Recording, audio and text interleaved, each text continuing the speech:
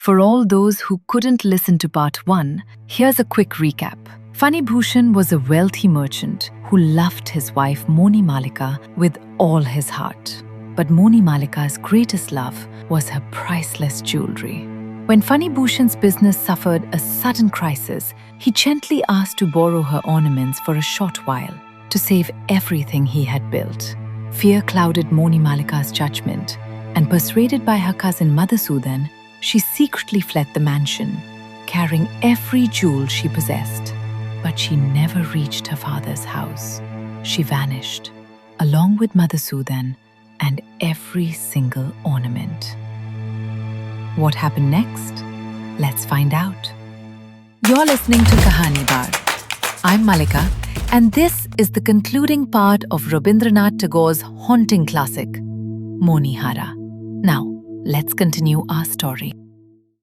The next morning, before sunrise, a covered boat waited quietly at the river bank. No servants were told. No farewell was spoken. The ornaments were not packed at all, for Monimalika trusted no one, not even locked boxes. She wore every ornament she owned. Before sunrise, Monimalika stepped into the waiting boat, wearing every ornament she possessed. Necklaces upon necklaces, heavy gold bangles climbing almost to her elbows, rings on every finger and toe rings on every toe. Anklets that reached her calves chimed with every cautious step. The weight of her jewels was so great that she moved slowly, as though every piece of gold were pulling her away from the world she had known. Beside her stood Madhusudan. He smiled reassuringly. But there was something in that smile, something Monimalika never noticed. The boat pushed away from the bank. The river swallowed them into the morning mist. And after that, no one in the village could say with certainty what became of them. Some said the boat vanished in a violent storm. Some whispered that robbers attacked it. Others believed Madhusudan himself betrayed his cousin. Nobody was ever found. No jewellery was ever recovered.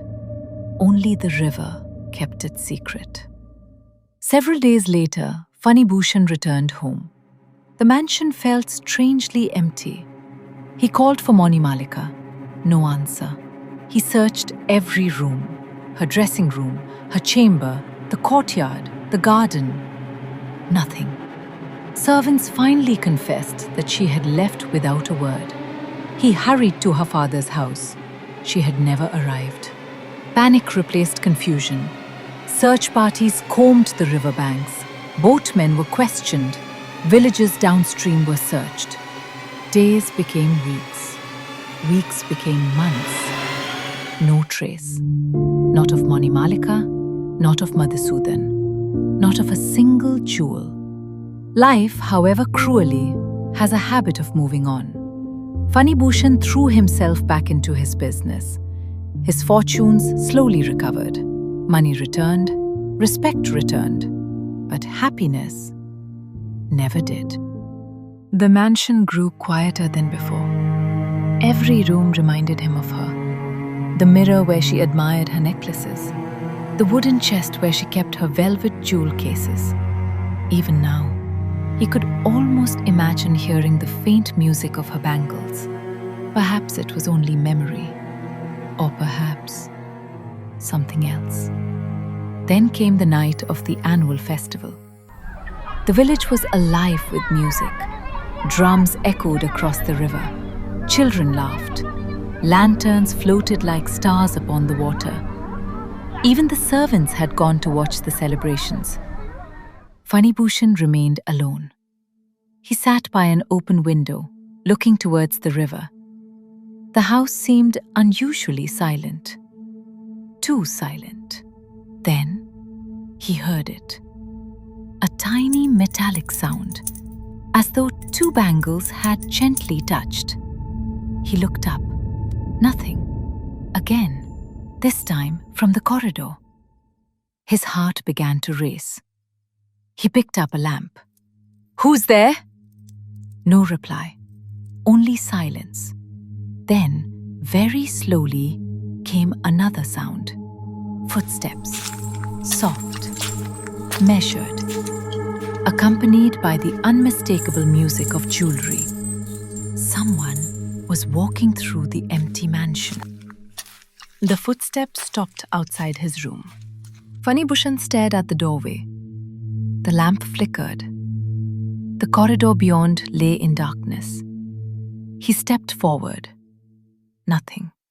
He searched every room, every veranda, every staircase. Only the wind, moving through abandoned halls. He convinced himself it had been imagination. Grief can play cruel tricks upon the mind. But the following night, it happened again. This time, the footsteps began at the riverbank itself. He could hear them climbing the stone steps, crossing the courtyard, entering the house.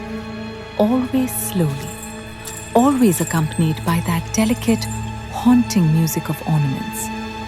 He waited, barely breathing. The sound came closer, closer, until it stopped once more outside his room. Summoning every ounce of courage, he rushed to the doorway. Again, there was no one. Only darkness, only silence. On the third night, he decided not to move. Whatever entered the mansion, he would face it. The festival had ended. The village slept. The moon hid behind clouds. The river flowed black beneath the night sky. Once more, the footsteps began. Up from the river, across the courtyard, along the corridor, into the room. This time, they did not stop. Phanibhushan kept his eyes fixed ahead. Slowly, a shape emerged from the darkness. Not a woman of flesh and blood. Not entirely. A figure draped in faded garments, every inch of it covered with jewels, necklaces, bracelets, anklets, rings. The ornaments glittered exactly as he remembered. But beneath them, there was almost nothing left. Only a pale skeleton, empty eye sockets, a skull crowned with gold. Yet around those lifeless bones, every jewel shone brilliantly, as though refusing to die. The figure raised one thin hand, not threatening, not pleading, simply beckoning. Come. Phanibhushan could neither speak nor resist. Like a man walking in a dream, he followed. The skeletal figure glided through the mansion, down silent corridors, across the deserted courtyard, towards the river. The anklets chimed with every step. The necklaces clinked softly against bare bones. Still, it never looked back, as though certain he would follow. They reached the stone steps leading into the water. The figure descended, one step, then another. The river closed around its feet, its knees, its waist. Still it beckoned. Phanibhushan stepped forward, into the cold water. Another step, then another. His eyes never left the glittering ornaments. The river grew deeper, the current stronger. The figure drifted further out until suddenly it was gone, vanished, swallowed by darkness. Phanibhushan reached out instinctively, lost his footing, and disappeared beneath the river. By morning, the river flowed as peacefully as ever. It gave no explanation. The old storyteller fell silent. The school teacher waited, then smiled politely. Do you really believe that happened? I've only told you what I heard. Perhaps it was true. Perhaps grief drove the merchant to the river. Perhaps there never was a ghost at all. He looked towards the abandoned mansion, then added quietly, but if you ever pass that house after sunset and hear the soft music of bangles, don't follow. What haunted that lonely mansion? Was it the restless spirit of a woman who loved her jewels more than life? Or was it a man consumed by guilt, following nothing more than the echo of his own memories? The most frightening ghosts are rarely the ones that rise from the dead. They are the obsessions we carry with us, the things we refuse to release, until one day they claim us instead. Thank you for listening. This story was adapted for you by Neerja K and brought to you by Pixel to Pixel. Until we meet again with another timeless story, keep listening. And to keep these stories alive, like, share, and subscribe. This is Malika, signing off.